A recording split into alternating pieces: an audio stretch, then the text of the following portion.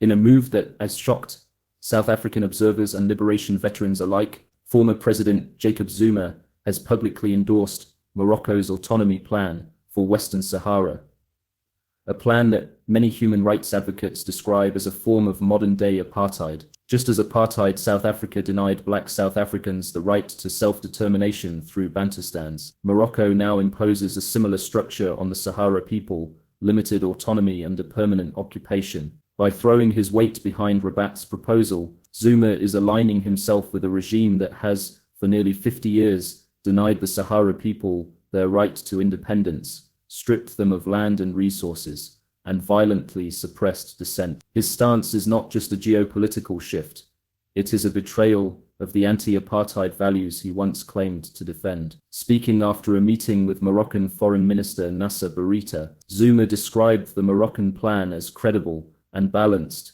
claiming it allows for local governance while maintaining Moroccan sovereignty. The MK party followed with an official position paper echoing Morocco's long-standing narrative that the Sahara has historical ties to the Moroccan monarchy, and that its claim to the territory is both legitimate and stabilizing. But behind the smooth diplomatic language lies a disturbing reality.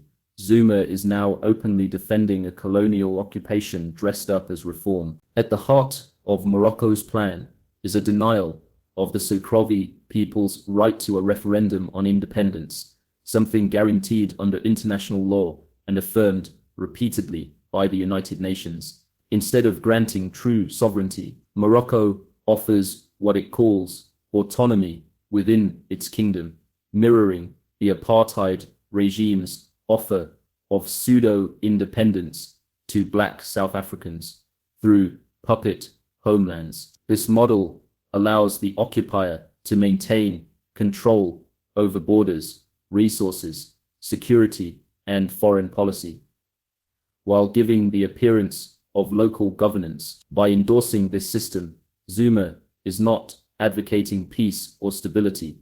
He is legitimizing apartheid by another name. The plan Morocco proposes, and Zuma supports, serves only to entrench occupation and strip the Sahrawi people of meaningful political agency. The MK party's statement, a strategic partnership for African unity, economic emancipation, and territorial integrity.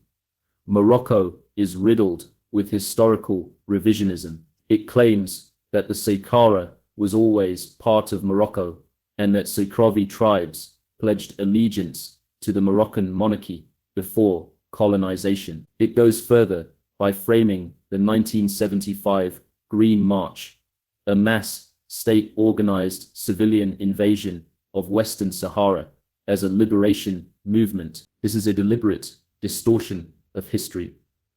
The 1975 International Court of Justice (ICJ) ruling explicitly found that while there were ties of allegiance, they were not legal grounds for sovereignty, and that the Sahrawi people had a right to self-determination. The MK party's paper ignores this entirely, instead choosing to parrot Morocco's official stance, a move that signals more than admiration. It suggests allegiance. One of the most disturbing tactics used by the MK party and Moroccan state media is the false claim that Nelson Mandela was trained or exiled in Morocco. No credible historical record supports this. Mandela himself stated that he received military training in Algeria and Ethiopia, not Morocco.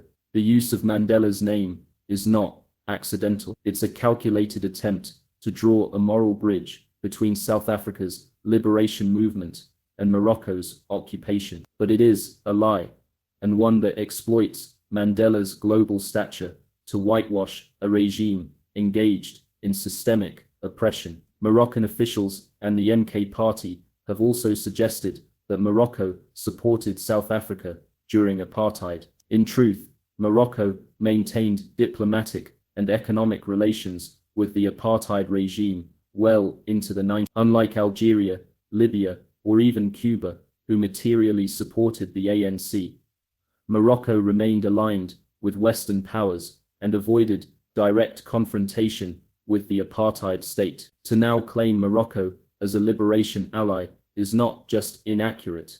It's insulting to those who fought and died for freedom in South Africa. Zuma's pivot cannot be understood outside the growing financial and diplomatic ties between the MK party and Morocco.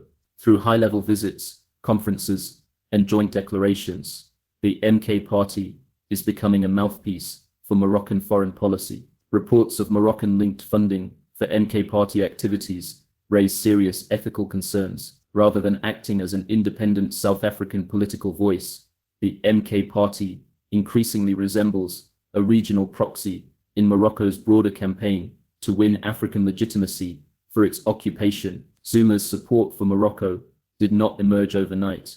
In 2017, a discreet meeting with King Mohammed VI in Abidjan marked a quiet thaw in relations. What began as diplomacy has now evolved into ideological alignment, one that undermines South Africa's historic role as a defender of liberation movements and self-determination. Zuma's endorsement of Morocco's apartheid-style rule in the Sahara represents a dangerous political realignment. It contradicts the very foundations of South Africa's post-apartheid foreign policy and compromises its moral leadership on the continent. By embracing colonial logic and repeating foreign propaganda, the MK party is turning its back on the struggle for African freedom it claims to represent. South Africa, a nation born out of resistance to racial domination and land dispossession, must not allow its legacy to be used in service of a new form of apartheid, especially not one that so closely resembles the system it overcame.